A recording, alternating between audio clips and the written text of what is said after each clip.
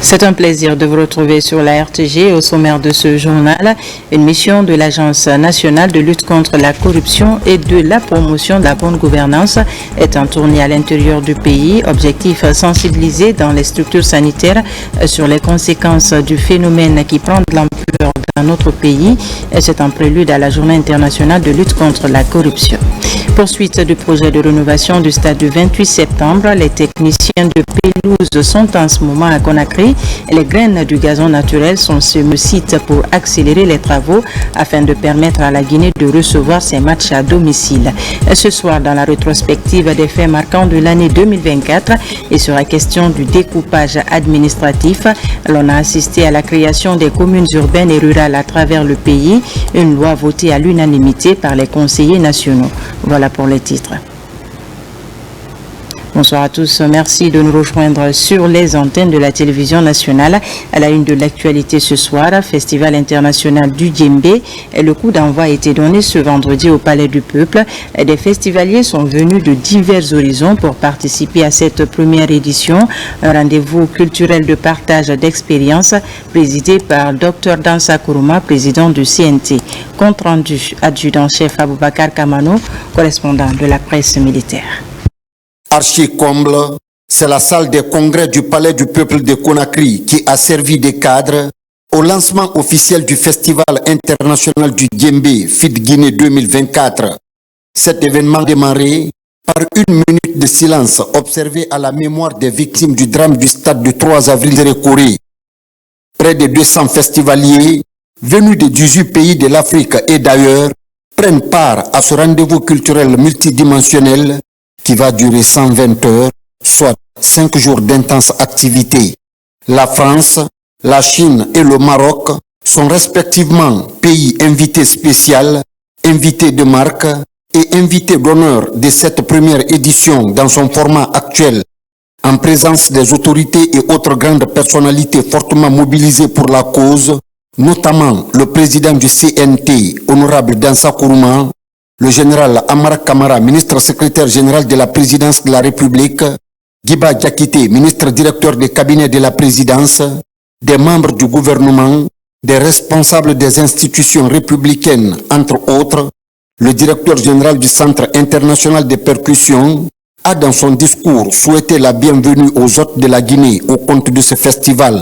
Mesdames et messieurs, je vous dis, au nom de son Excellence général Mamadi Doumbouya, président de la République, chef de l'État, chef suprême des armées, bienvenue à Conakry et bon séjour en République de Guinée. Ce festival n'est pas seulement une célébration de l'art de Djembé, mais également une vitrine de notre volonté de promouvoir la culture guinéenne sur le plan international. Il souligne notre engagement envers la préservation et la valorisation de notre patrimoine musical, tout en ouvrant la voie à la créativité contemporaine. Puis, l'honneur est revenu aux représentants des pays invités de tenir leur discours. Dans leurs interventions, ils ont mis en lumière l'excellence des relations de coopération entre leurs pays respectifs et la République de Guinée, avant de revenir sur les potentiels culturels, artistiques et écotouristiques de notre pays. Je vous remercie encore de nous avoir donné ce titre d'invité d'honneur, d'avoir invité la France à accompagner ce premier festival avec son ingénierie culturelle. Et je voudrais remercier ici tout particulièrement Nuit Métis et son directeur. Il y a aussi tous les artistes français qui vont se produire pour hybrider leur son au son africain. Et c'est toute la France dans sa diversité, puisqu'il y a même un groupe qui vient de la Réunion, qui est aussi en marge de l'Afrique. C'est aussi évidemment tous les professionnels de la culture qui sont ici et des industries culturelles, que ce soit Babel Musique, que ce soit RFI avec son directeur chargé des musiques, que ce soit évidemment Festival Bizarre, et puis aussi la Friche Belle de Mai. Voilà, c'est tout ça qui est ici avec nous ce soir pour vous accompagner, pour être au plus près des besoins de la Guinée. La présence du Royaume du Maroc aujourd'hui à Conakry s'inscrit dans le cadre des relations solides qui unissent le Royaume du Maroc et la République de Guinée, sous la conduite de Sa Majesté le roi Mohamed VI et son frère, le président, le général de corps d'armée, Mamadi Doumbouya. Ces relations bilatérales entre ces deux pays ont toujours été marquées par le respect mutuel et la coopération. Cet événement met en lumière la richesse et la diversité des trésors culturels, civilisationnels et artistiques de la République de Guinée, grand pays africain ami.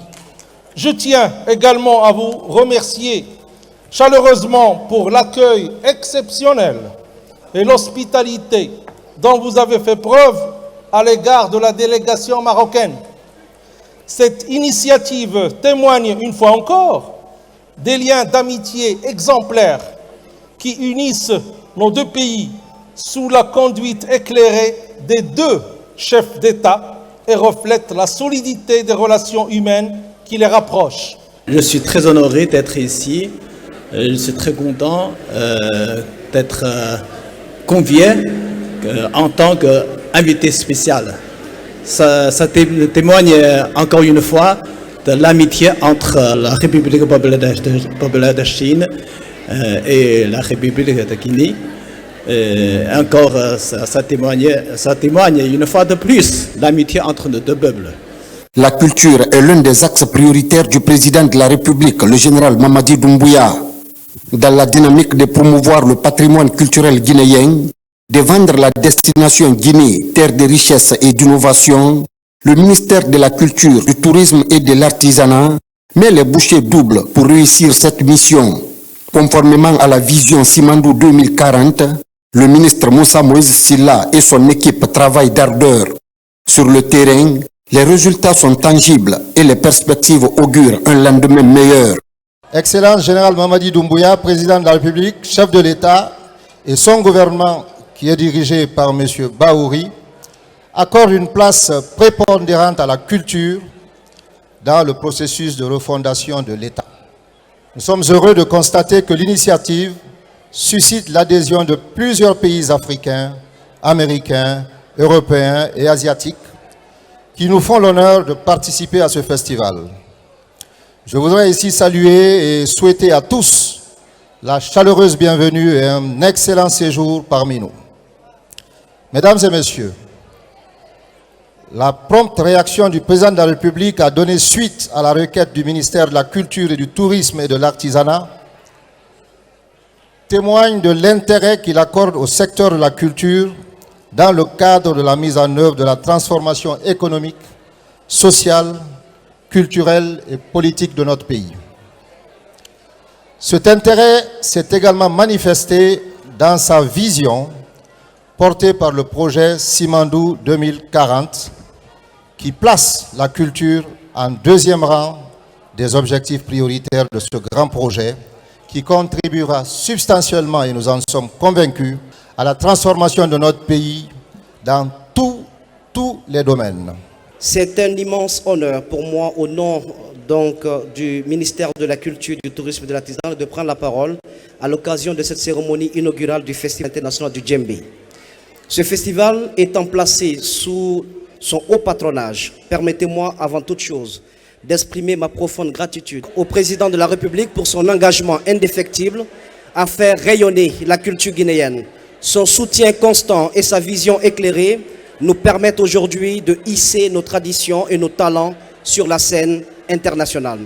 Nous exprimons également notre reconnaissance au Premier ministre et à son gouvernement, au ministre directeur de cabinet de la présidence, au ministre secrétaire général de la présidence de la République, chers partenaires techniques et financiers, aux nations amies qui ont effectué le déplacement et qui contribuent à la concrétisation de cette édition du Festival international du Djembé. Enfin, un merci appuyé à tous les artistes, artisans et experts mobilisés pour faire de cet événement un rendez-vous inoubliable. Mesdames et messieurs, le thème de cette édition, c'est excellence et innovation dans le secteur de percussion. Cela illustre notre engagement à promouvoir un patrimoine qui est à la fois un symbole identitaire et un outil de développement socio-économique. C'est le président du Conseil national de la transition CNT qui a officiellement déclaré ouvertes les activités du Festival international du Djembé, FID Guinée 2024. Depuis le 5 septembre 2021, notre pays a entamé sous le leadership du CNRD et de son président, le général Mamadi Doumbouya, un nouvel élan qui s'articule autour de 5 valeurs, à savoir la rectification institutionnelle, la refondation de l'État, le rassemblement, le redressement et le repositionnement. C'est évident pour moi que les initiateurs du présent festival international du djembé sont dans cette logique de restauration et de redynamisation de notre culture ancestrale sous le label d'un instrument de musique qui n'est pas seulement qu'un simple instrument, mais la symbolique d'une histoire, d'un vécu, d'un tissu vivant de mœurs et de coutumes. Le djembé ou encore le tam-tam. Je suis heureux d'être à vos côtés pour encourager cette initiative et contribuer à sa pérennisation. Sur ces mots, mesdames et messieurs, distingués invités, en vos rangs, titres et qualités, je déclare, sous la vision, naturellement, de Monsieur le Président de la République et de Monsieur le Premier ministre, chef du gouvernement, ouvert officiellement ce festival international du djembé pour la postérité, pour que Dieu bénisse la Guinée et les Guinéens et Dieu bénisse tous les invités. Cette journée de lancement officiel du FID Guinée s'est achevée par des démonstrations de chants, de danses, de percussions et de slams, animés par des groupes artistiques et culturels de la Guinée et de l'étranger.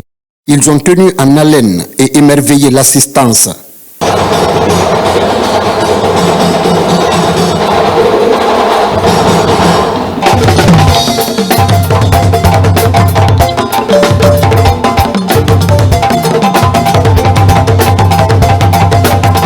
Déroulée dans une ambiance aux couleurs fraternelles, cette cérémonie a pris fin sur une note de satisfaction. À présent, ce communiqué portant convocation d'une plénière. Le président du Conseil national de la transition, CNT, convie l'ensemble des honorables conseillers nationaux à une plénière ce lundi 9 décembre 2024 à 11h à l'hémicycle du Palais du Peuple. L'ordre du jour de cette plénière porte sur la présentation du projet de loi de finances initiale pour l'exercice 2025 par le gouvernement, la présentation de la politique monétaire par le gouverneur de la Banque centrale de la République de Guinée, la présentation de la stratégie nationale Simandou 2040 par le ministre directeur de cabinet de la présidence de la République, la présentation et l'adoption du chronogramme d'examen du projet de loi de finances initiale 2025.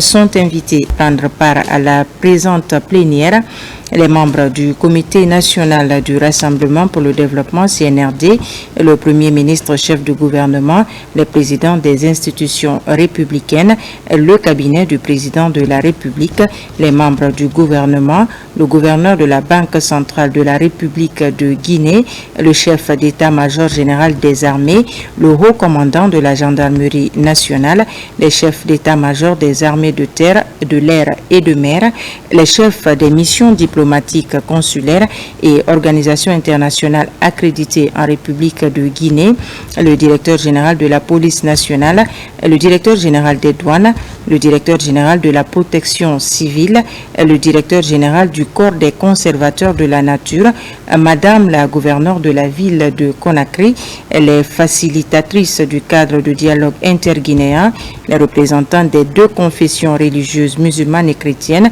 grand imam et archevêque de Conakry, le représentant de la Confédération générale des entreprises, les présidents des chambres consulaires, les présidents des délégations spéciales des communes de Conakry, l'administrateur général de l'administration et contrôle des grands projets, le directeur général de l'autorité de régulation des marchés publics, le secrétaire exécutif de l'Agence nationale de lutte contre la corruption et de la promotion de la bonne gouvernance, le coordonnateur du bureau de suivi des priorités présidentielles, les représentants des coordinations régionales, les représentants des partis politiques, les représentants des centrales syndicales, les représentants des organisations de la société civile, le représentant représentant du Conseil national des jeunes de Guinée, le représentant de l'Association des magistrats de Guinée, le bâtonnier de l'Ordre des avocats de Guinée, les anciens membres du CTRN et du CNT de 2010,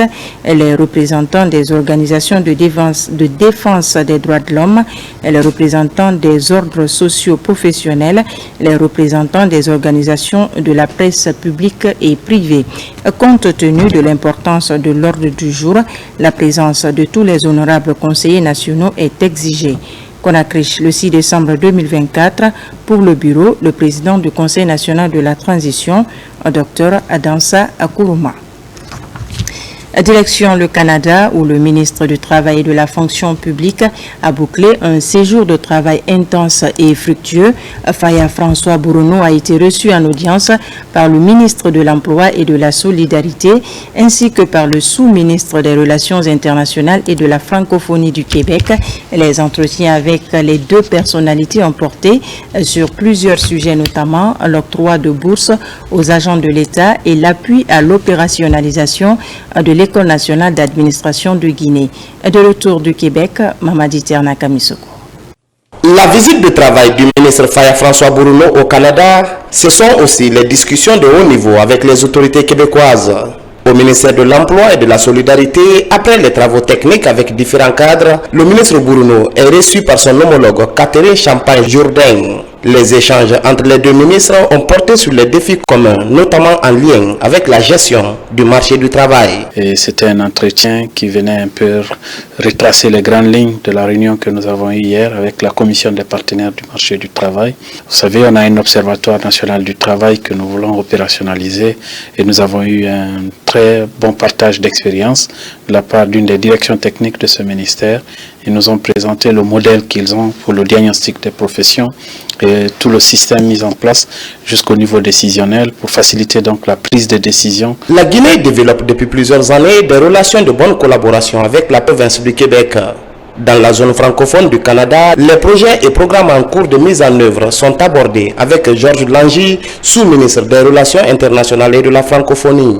Une occasion pour la délégation guinéenne de solliciter l'accompagnement du Québec dans le cadre de l'obtention des bourses pour les agents de l'État et l'opérationnalisation de l'ENADONE. Ces échanges avec les autorités du Québec ont touché également le régime des retraites.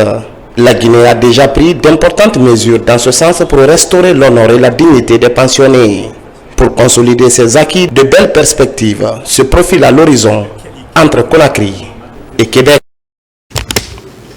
Et cette tournée à l'intérieur du pays de l'Agence nationale de lutte contre la corruption et de promotion de la bonne gouvernance, le corps médical est sensibilisé sur les méfaits de la corruption. À Mamou et Farana, l'accent a été mis sur la transparence et la dénonciation des mauvaises pratiques au sein des services de l'État. Cette campagne de sensibilisation se tient en prélude à la Journée internationale de lutte contre la corruption le 9 décembre prochain. Bakary Bamba Condé sur les pas de la mission. L'intégrité et le respect des normes éthiques sont les maîtres mots des sensibilisateurs dans ces capitales régionales. Une manière de faire changer certains comportements au sein des services publics, en particulier les structures sanitaires, et redonner de la confiance au public par rapport au bon traitement, selon la vision du chef de l'État, général Mamadi Doumbouya. Dans notre pays, et dans beaucoup de pays même, la corruption gangrène, parce que c'est devenu un fléau qui dégrade tout. Sensibiliser les gens de la santé et éventuellement d'autres secteurs vont bénéficier aussi de cette même sensibilisation pour garantir la promotion de la bonne gouvernance. Les autorités judiciaires encouragent la démarche et appellent à l'utilisation des différents canaux de dénonciation pour favoriser l'éradication de ce fléau. Partout dans le monde, cette question est d'actualité. Elle vient sous plusieurs formes que les justiciables ne connaissent pas. Donc il y a toute une panoplie d'infractions qui rentrent dans ces thèmes de corruption que nous avions appris et que nous donnons l'engagement de combattre. À l'instar des autres villes, l'ANLC a fait le tour de certains chantiers administratifs et écoles de santé des régions de Mamou et Farana pour toucher du doigt les réalités liées au retard des travaux, des conditions d'études et du respect de l'engagement des entreprises contractantes en fonction des principes anticorruption.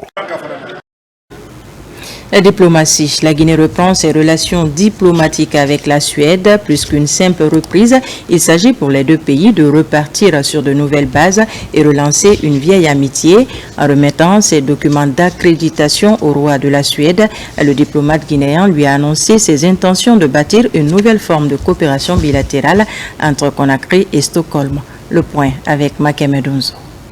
La Suède, un des pays de sa juridiction diplomatique, où l'ambassadeur Aliou Bari est reçu pour la présentation de ses lettres de créance. En remettant ses documents d'accréditation à Sa Majesté le roi Charles XVI, le diplomate guinéen met l'occasion à profit pour transmettre les messages d'amitié et de fraternité du président de la République, le général Mamadi Doumbouya. La Suède et la Guinée ont une coopération bilatérale qui remonte à plusieurs décennies.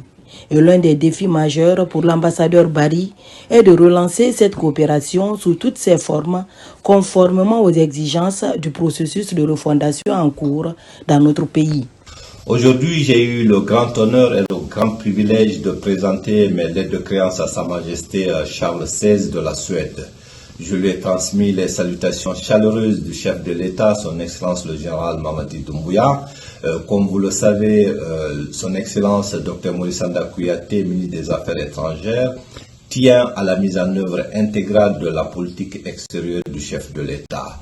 Aujourd'hui, je suis à Stockholm et j'ai présenté à Majesté Charles XVI les réformes engrangées par la Guinée depuis 3 ans. Je lui ai également présenté le méga-projet Mini et Simandou 2040, qui est la vision du chef de l'État, son Excellence le général Mamadi Doumbouya, pour moderniser la Guinée, pour développer la Guinée, pour améliorer les conditions de vie de la population guinéenne. Cette cérémonie est le point de départ d'un renouvellement de coopération qui sera basé sur des échanges bilatéraux fructueux dans les domaines de la pêche, des télécommunications, de la santé ou encore de l'environnement. La Guinée et la Suède ont eu dans le passé d'excellentes relations diplomatiques qui se sont étiolées dans le temps. Et en retour, Sa Majesté Charles XVI a mentionné avec satisfaction avoir vu, avoir constaté qu'effectivement qu'il y a eu des progrès en République de Guinée. Et donc cette marque de reconnaissance témoigne de la volonté de deux chefs d'État à améliorer, à renforcer l'axe de coopération Conakry-Stockholm. L'autre enjeu de cette présence désormais effective et officielle de la Guinée en Suède est la prise en compte des ressortissants guinéens qui vivent dans ce pays ami. Très proche de ses compatriotes, l'ambassadeur extraordinaire et plénipotentiaire Aliou Bari doit veiller à leur unité et leur participation au processus de refondation en cours en République de Guinée. Le ministre des Mines et de la Géologie a présidé la clôture des travaux de l'atelier de présentation sur le rôle du Laboratoire national de la géologie dans la détermination de la qualité et de la valorisation des ressources minières en Guinée. L'objectif était de présenter les acquis et les perspectives du laboratoire après l'incendie sur les installations. Moussa Komara pour les explications. Ce rendez-vous de 2 jours a permis à ces acteurs du secteur minier de comprendre le rôle du Laboratoire national de la géologie dans la détermination de la qualité et la valorisation des ressources minières en Guinée. Il faut noter que c'est l'article 198 qui impose que toutes les sociétés minières en République de Guinée fournissent leurs échantillons au Laboratoire national de la géologie pour en sortir des résultats certifiés. Donc ces résultats certifiés sont utilisés notamment par la Direction générale des impôts et la Direction générale des douanes pour le calcul des taxes et entre autres. Ce que nous sommes en train de faire aujourd'hui, c'est un cadre d'échange, de rappel, ce que chaque entité, chaque part engagée dans les obligations des conventions que nous avons signées, ce que chacun doit faire. En décembre 2023, le Laboratoire national de la géologie a été affecté par l'incendie des Kaloum. Une année après, il connaît une avancée significative en termes d'analyse et d'échantillonnage des minéraux.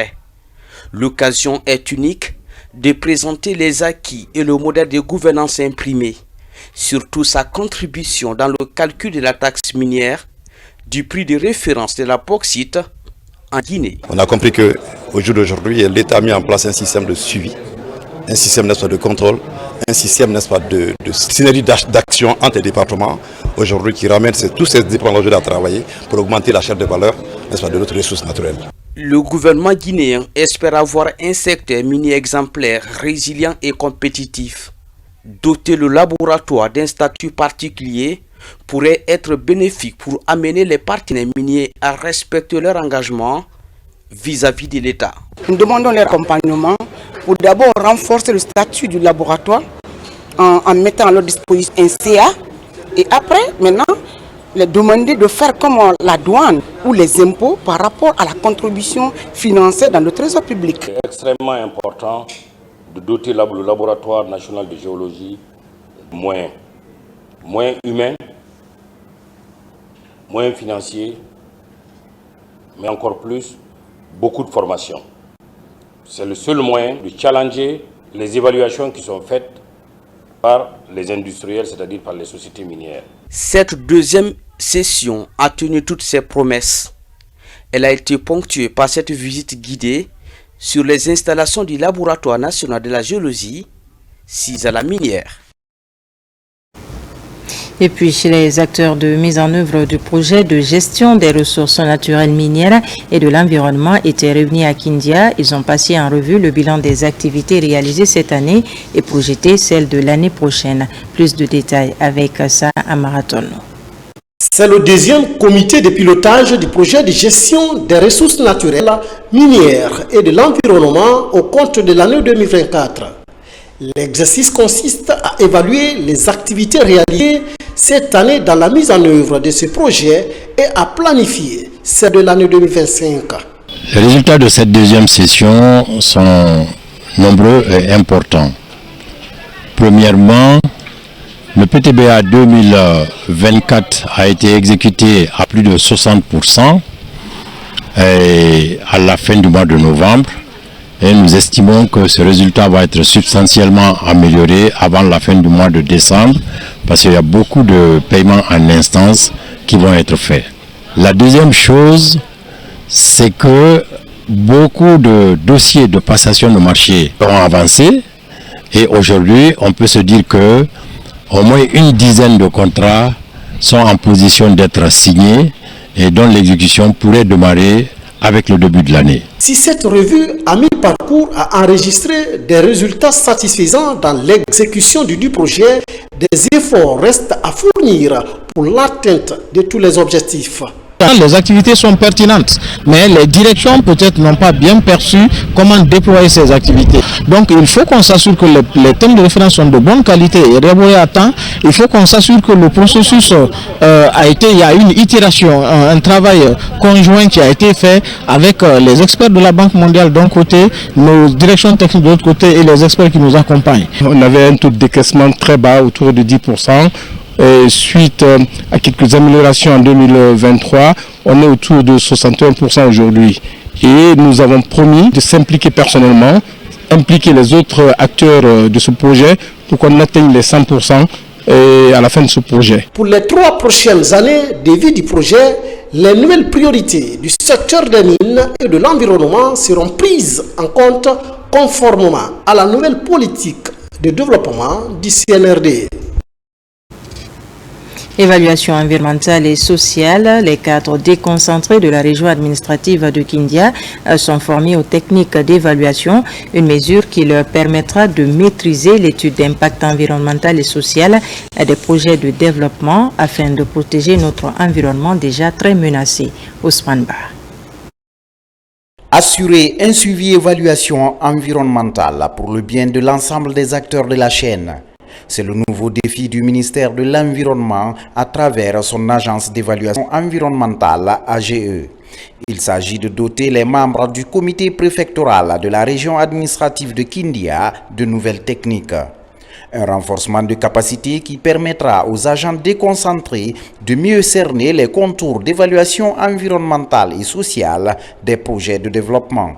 Ça va permettre à services déconcentrés de bien cerner les enjeux, les impacts liés à ces projets et de pouvoir les contrôler, apporter des mesures d'atténuation des mesures de compensation, s'il faut le dire ainsi, pour que ces projets-là restent dans un cadre beaucoup plus durable et éviter les effets de leur activité sur l'environnement qui les abrite. Et les membres de CPCS, c'est eux qui assurent le suivi de proximité auprès des différentes sociétés. Et s'ils sont formés, ils connaissent maintenant ce qu'ils doivent faire, les attentes, c'est plus facile de faire les activités et c'est plus facile d'assumer leurs responsabilités. Après la région de Boké et aujourd'hui Kindia, la même formation va toucher les cadres des 5 autres régions administratives de l'arrière-pays. Une mesure qui mettra l'ensemble des agents de terrain au même niveau afin de travailler en faveur d'un environnement sain et durable.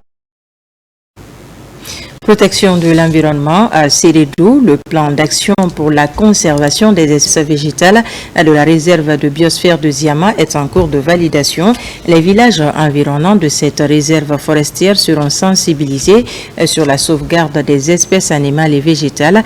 32 villages riverains prennent part aux travaux sous la supervision du ministère de l'Environnement à travers le centre forestier de Zérékoré. L'ancien Kamisoko, Mohamed Salioupaye, Mohamed Lamine Diallo. Pour mieux sensibiliser les populations sur l'importance de la faune et de la flore et sur les enjeux de leur conservation, un plan d'action est en cours de validation à Sérédou. C'est au cours d'un espace d'échange coordonné par Fauna and Flora International sur la préservation des espèces végétales menacées de la biosphère de Ziama. Nous avons découvert 42 espèces menacées d'arbres et d'albis à l'intérieur de Ziama. Et nous avons découvert qu'en Ziama, il y a 2 espèces qui sont endémiques, qu'on ne retrouve seulement qu'à Ziama dans l'ensemble du monde entier. Donc pour nous, c'est vraiment une fierté. Donc il est lié d'interpeller non seulement les communautés, mais aussi à l'État qui ne ménage aucun effort à appuyer les institutions, à appuyer les centres forestiers, à appuyer les communautés dans le cadre d'une préservation durable vraiment des ressources des Ziama. Venus des villages riverains de ce patrimoine mondial, ces représentants des communautés sont formés sur la bonne gestion des ressources naturelles. La réunion à laquelle j'ai participé est une bonne chose pour nous les communautés riveraines de la réserve de biosphère du Ziama parce que, façon, ils ont dit qu'ils vont envoyer des pépinières à planter. Quand tu plantes ça dans ta plantation pour prendre soin de tes arbres, tu n'auras plus besoin des arbres ou des feuilles qui sont dans la forêt. Misant sur la participation des populations riveraines de la forêt Ziama, cette initiative de FFI est mise en œuvre en collaboration avec le ministère de l'Environnement et du Développement durable à travers le centre forestier de Zérékoré. Si donc cette communauté a répondu massivement à nos invitations et qu'ensemble ils ont vraiment proposé des actions concrètes allant dans le cadre de la préservation vraiment de ce patrimoine, je crois que c'est déjà un gain pour nous. C'est ensemble que nous réussirons à trouver des solutions durables pour préserver cette biodiversité exceptionnelle. Cette lutte engagée par l'ONG Fauna and Flora met en synergie l'ensemble des acteurs autour d'un plan d'action. Menée avec l'appui de l'Institut Kiu, elle est financée par la Fondation Franklin. Du côté de la Bige, les acteurs du monde agricole se retrouvent autour d'un atelier de concertation régionale sur les intrants.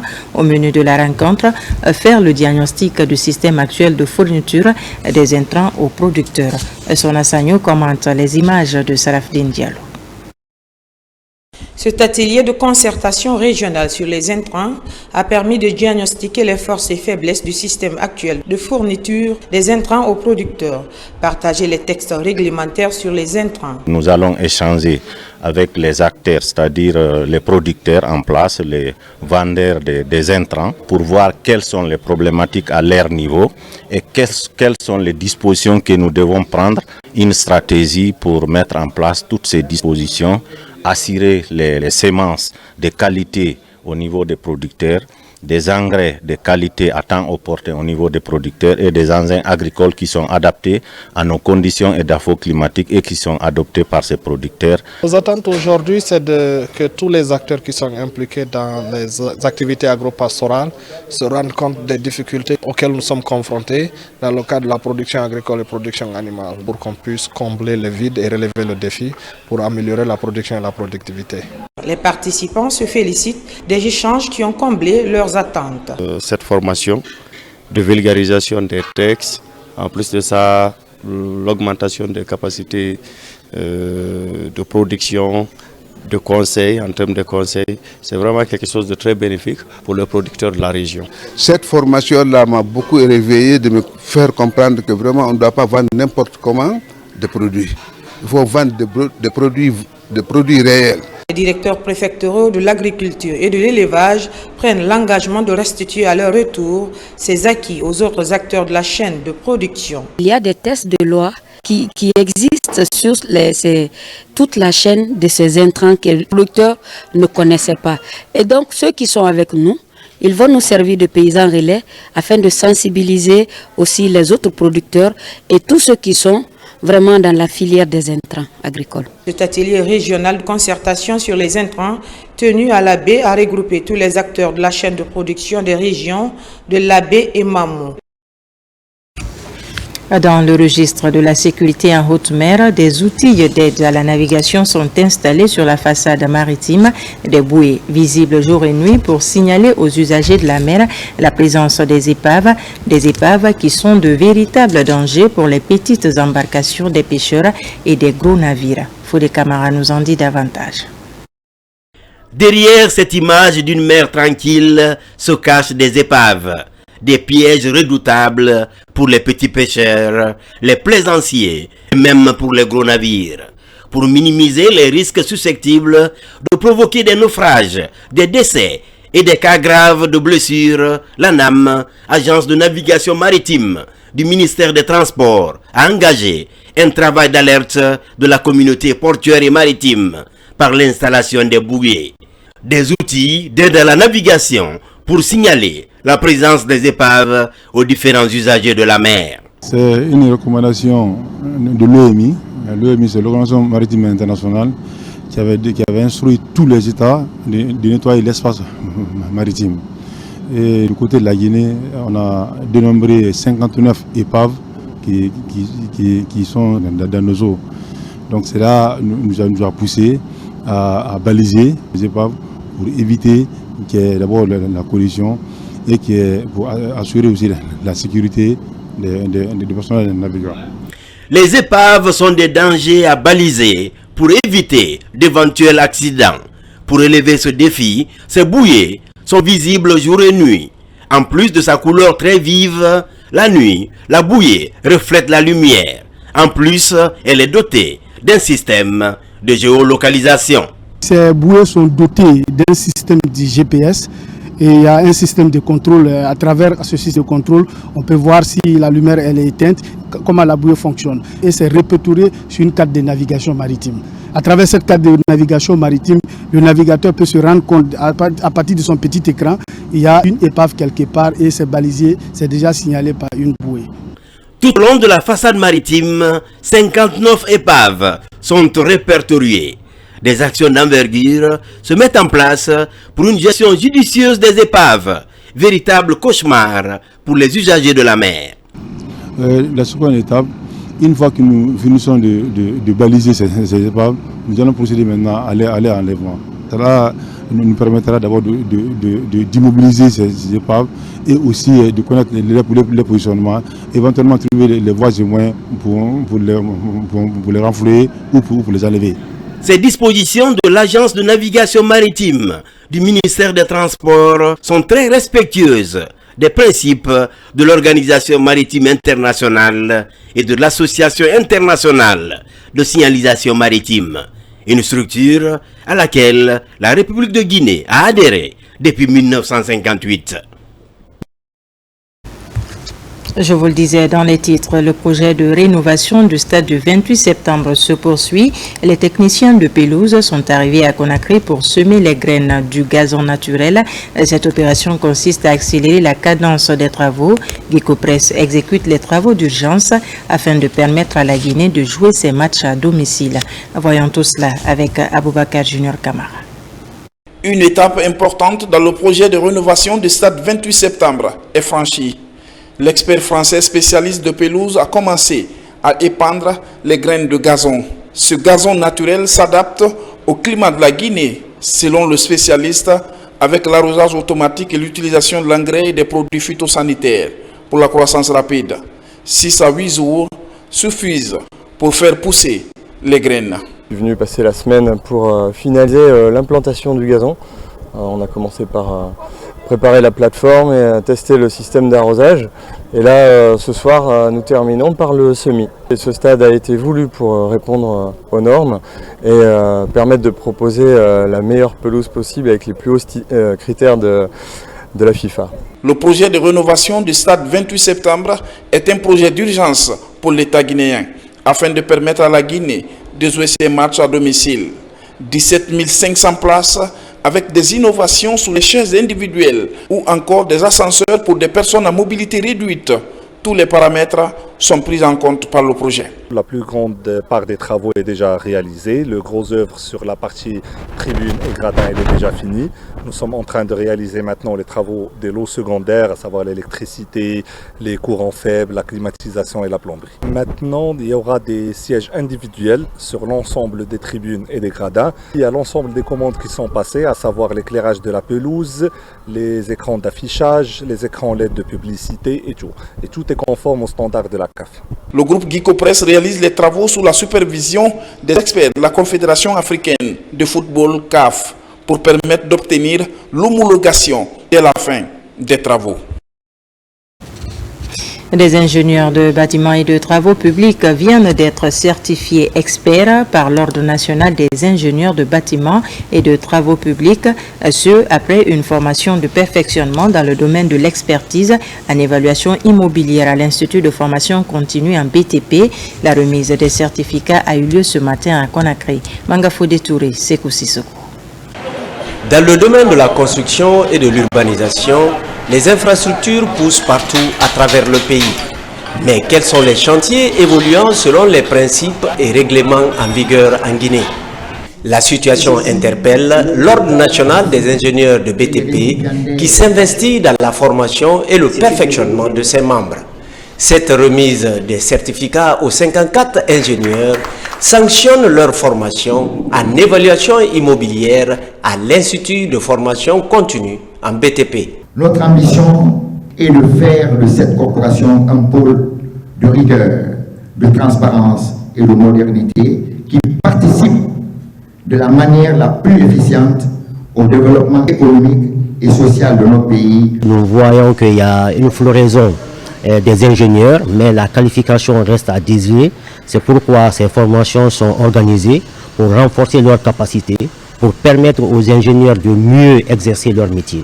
Ils sont désormais certifiés et reconnus comme experts en évaluation immobilière par l'Ordre national des ingénieurs de bâtiments et travaux publics, ce qui rassure les professionnels du secteur quant à l'exécution correcte des missions des ingénieurs guinéens de bâtiments et de travaux publics. Il faut que ces chantiers qui poussent de ci et là soient suivis par des ingénieurs, par des hommes de métier, parce que sinon on va assister à des événements malheureux comme ce qu'on avait suivi à Matoto ou ailleurs.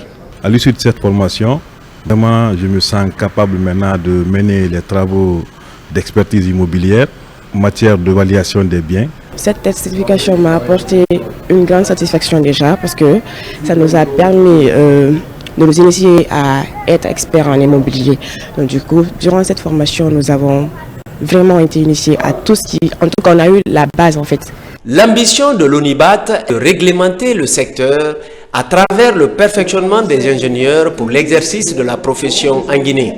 Cette formation est donc le début d'un processus de qualification des ingénieurs guinéens de BTP en vue de les rendre plus compétitifs.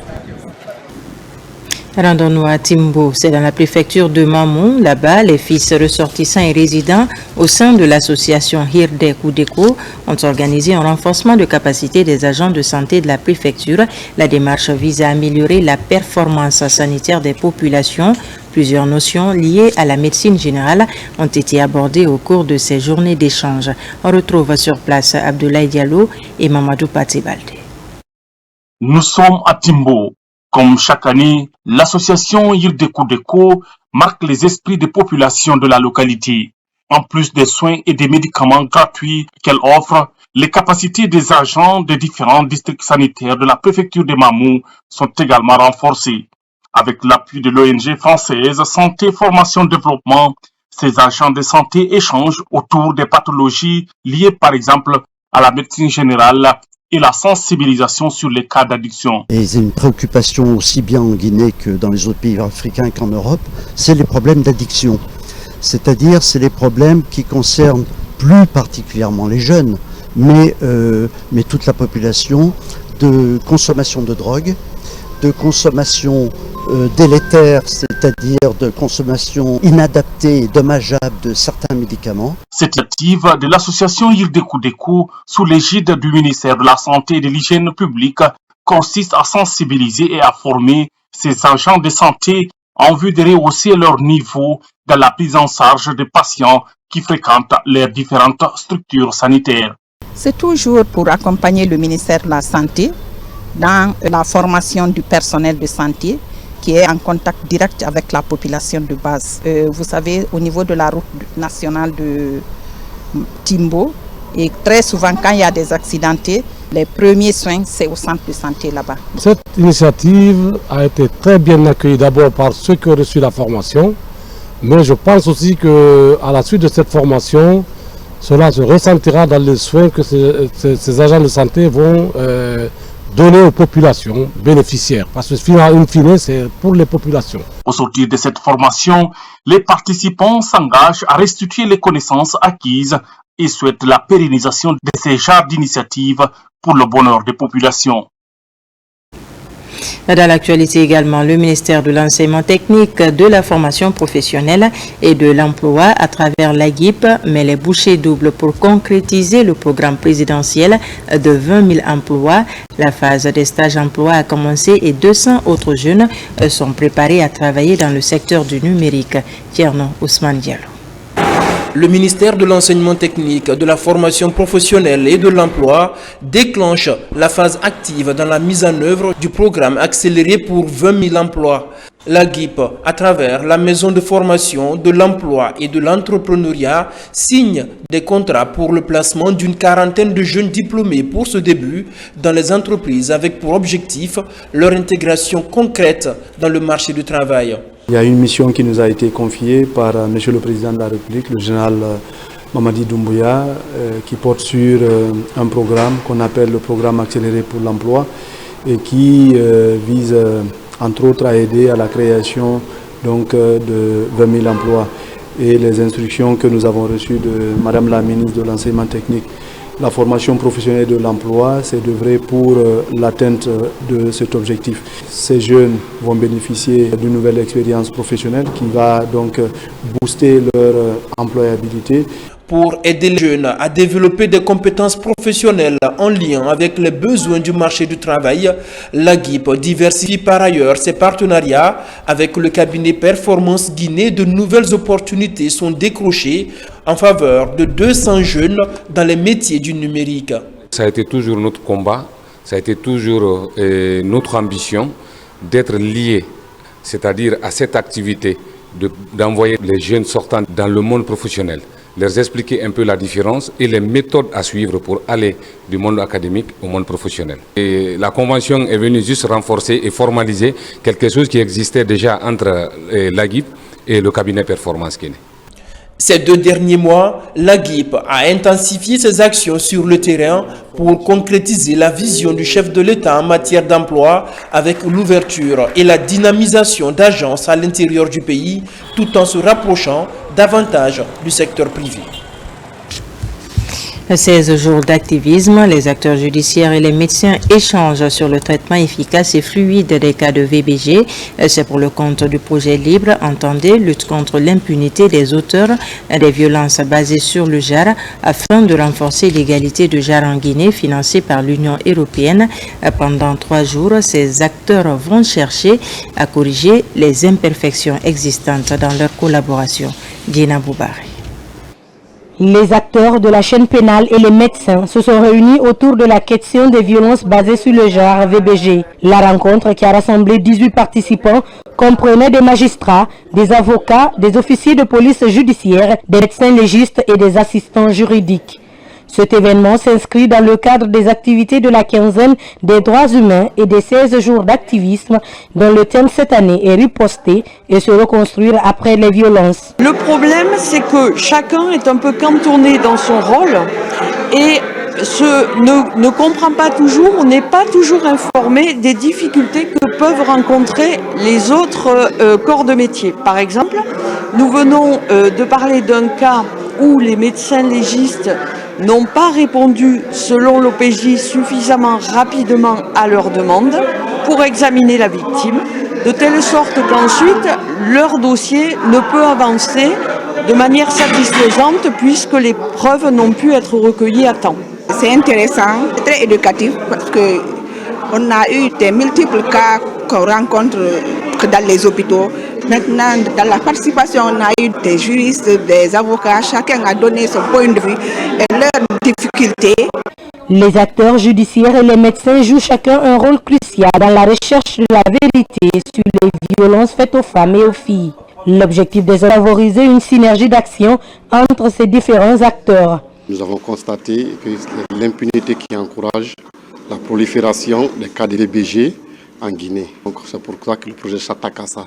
Donc pour pouvoir avoir des dossiers solides, il faudrait mettre en commun les acteurs du monde judiciaire et les médecins légistes. Pour l'ambassadeur de l'Union européenne en Guinée, l'engagement personnel de ces acteurs est un facteur clé de la réussite dans la lutte contre les VBG. Il faut qu'ils travaillent main à main parce que tout d'abord, il s'agit d'accompagnement de victimes et là les médecins jouent un rôle très fondamental et le médecin avec les magistrats et d'autres acteurs de chaîne pénale peuvent vraiment témoigner de crimes et le mettre le processus judiciaire au bout. Une collaboration efficace entre ces professionnels permettra d'assurer aux survivantes un accès rapide et de qualité à la prise en charge, conduisant à la condamnation des auteurs et à la réparation des préjudices subis.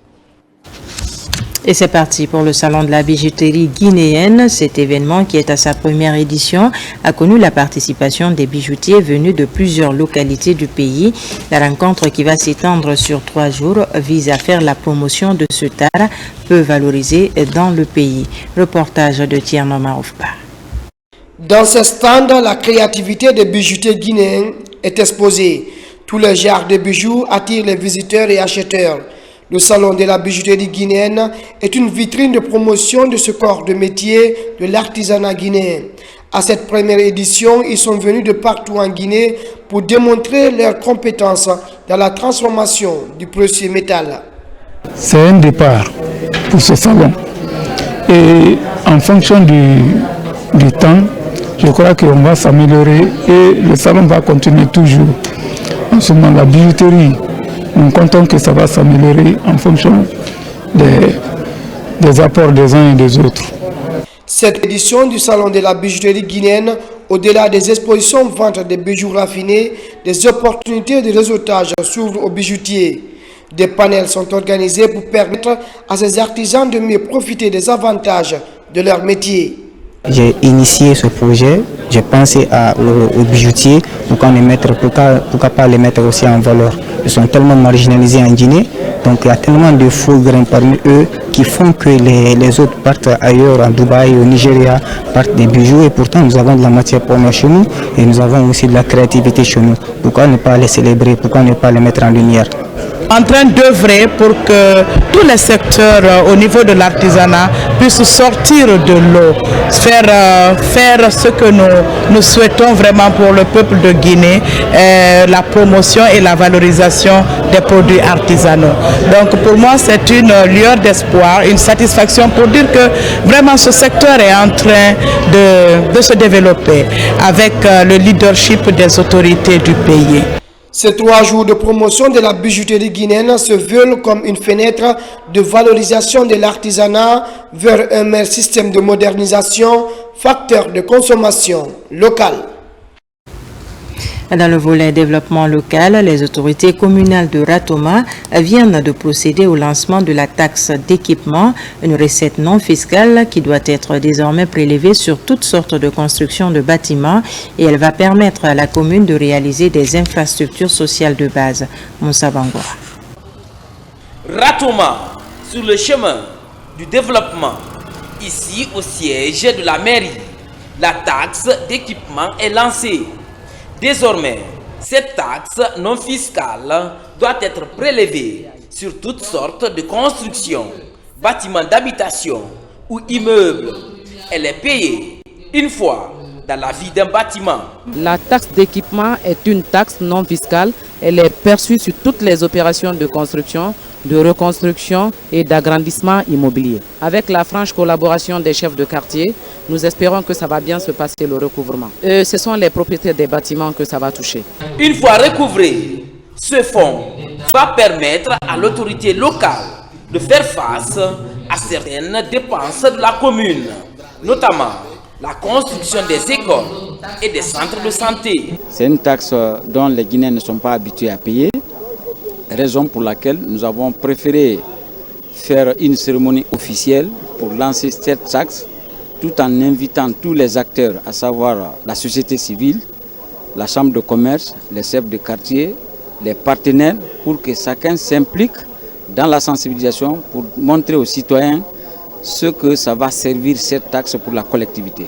Il faut créer des points de loisirs pour les enfants, il faut créer des terrains de sport, il faut créer beaucoup plus de commodités dans les écoles, raison pour laquelle cette taxe, nous tenons à ce qu'elle soit recouvrée dans l'intérêt de la population. La loi là, a été prise au temps de Lansana Conté en 90. Il y a des gens qui ont construit, ils doivent vraiment se sentir bien parce qu'ils n'ont pas payé et ça va beaucoup aider les mairies, les structures décentralisées pour la réalisation de leurs projets. Les jours à venir, des équipes seront déployées sur le terrain avec un seul slogan: payer ma taxe, c'est contribuer au développement de ma commune de Ratoma.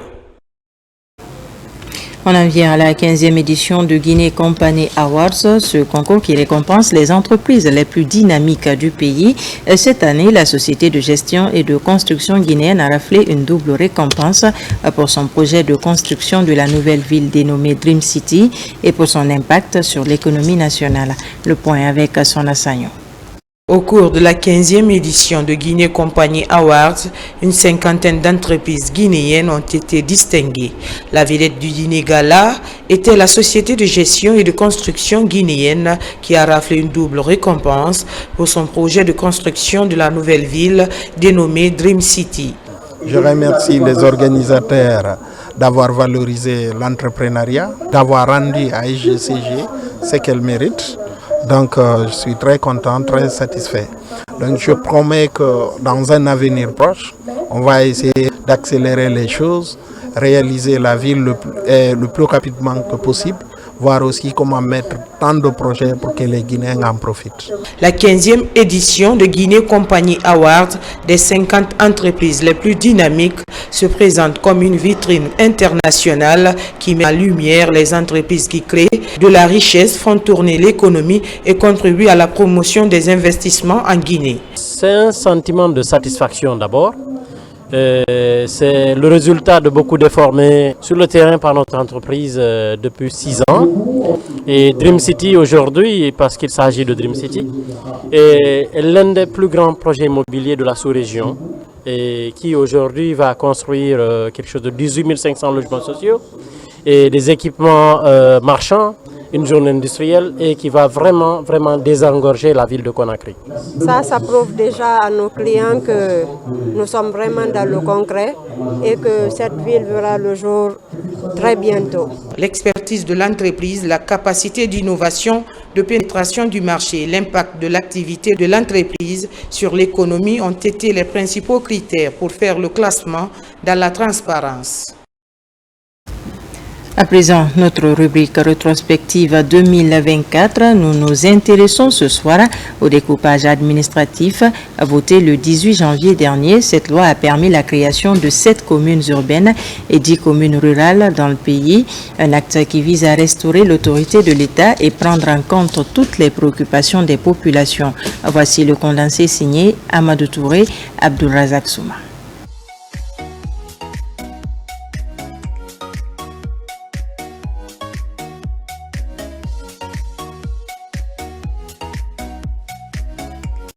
C'est le 18 janvier 2024, en séance plénière, que les conseillers nationaux ont à l'unanimité adopté le projet de loi portant création de 10 nouvelles communes urbaines et 7 communes rurales en Guinée. Matoto s'étendait jusqu'au niveau de kilomètre 36. Il y a des endroits qui n'étaient pas sous contrôle des autorités de Matoto. Donc ils ne savaient rien de ces citoyens et qu'il y avait des problèmes de sécurité, problèmes sociaux. Voilà. Donc, il faut créer d'autres communes pour être plus proche des citoyens. Selon les spécialistes du ministère de l'administration du territoire et de la décentralisation, ce travail de découpage administratif vise à rapprocher les services sociaux de base aux populations qui souffraient la grandeur de certaines communes de la capitale. Ça nous permet de connaître plus facilement donc, tout ce qui se passe dans les différents quartiers, dans les différents secteurs et les différents carrés, pourquoi pas dans les ménages. Et ça permet aussi aux citoyens de la commune d'avoir la facilité d'accès aux différents services qui doivent se mettre à leur disposition. Suite au découpage, nous sommes passés de 6 communes à 13 communes à Conakry, soit 7 nouvelles créations dont l'ensemble loge dans les bâtiments non appropriés. Pour résoudre ce problème, l'État sur fonds propres a, à travers cette signature de l'Agence nationale de financement des collectivités ANAFIC, lancé la construction des sièges des nouvelles communes. Nous allons accompagner à partir de cette signature les communes de Conakry. Et comme vous l'avez constaté, les communes nouvellement créées n'ont pas tous les dispositifs nécessaires pour l'exécution de la dépense publique. Et c'est pour cela que cette convention a été signée pour pouvoir faire la délégation de maîtrise d'ouvrage à la ville de Conakry au bénéfice des collectivités nouvellement créées. Après l'acte de création des nouvelles communes, le gouvernement a jugé nécessaire de lancer la formation des 3022 membres des délégations spéciales, dont la plupart venus d'autres secteurs socio-professionnels.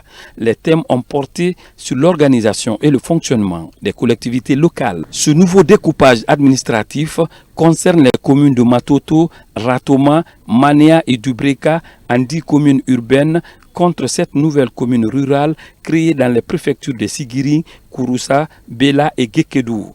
La commune de Ratoma compte désormais 9 quartiers, la nouvelle commune de Lambani compte 14 quartiers, les communes de Sonfonia et de Tombolia comptent respectivement chacune 7 quartiers, celle de Gressia compte 28 quartiers.